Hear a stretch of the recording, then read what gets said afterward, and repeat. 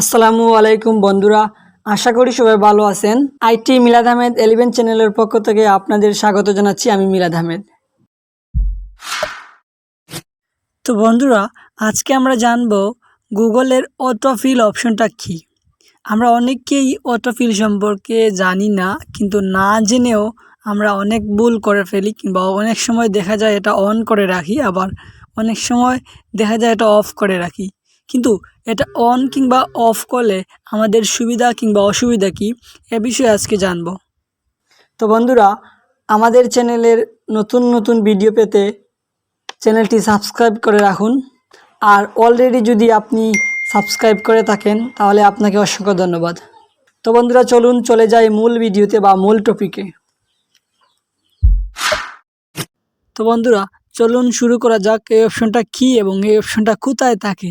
তো এই জন্য যেটা করতে হবে সেটা হচ্ছে আপনাদের সেটিংস অপশনে চলে যাবেন। অপশন থেকে আপনারা দেখতে পাবেন গুগল নামে একটা অপশন আছে, ঠিক আছে? সেখানে চলে যাবেন। এই যে মার্ক করে দেখিয়ে দিয়ে এই যে একটা অপশন আছে, ঠিক আছে?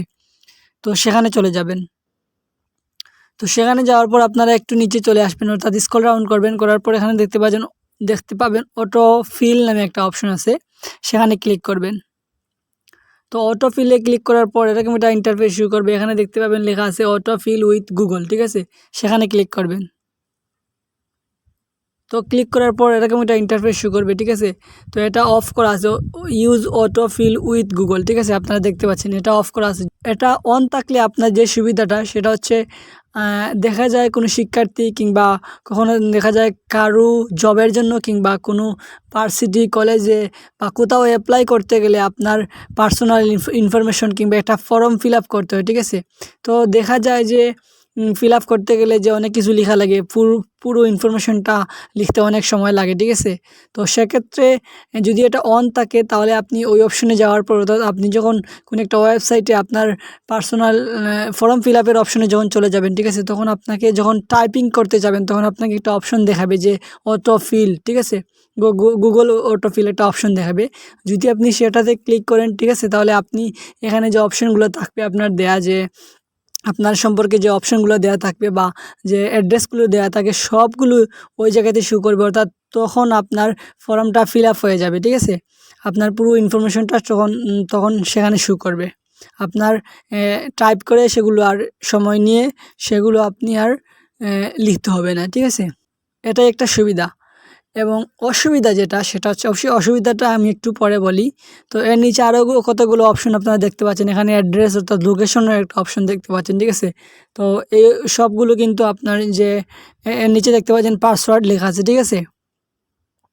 তো পাসওয়ার্ডের এটা একটা অপশন আছে এবং এর নিচে আরও কিছু অপশন আছে, ঠিক আছে?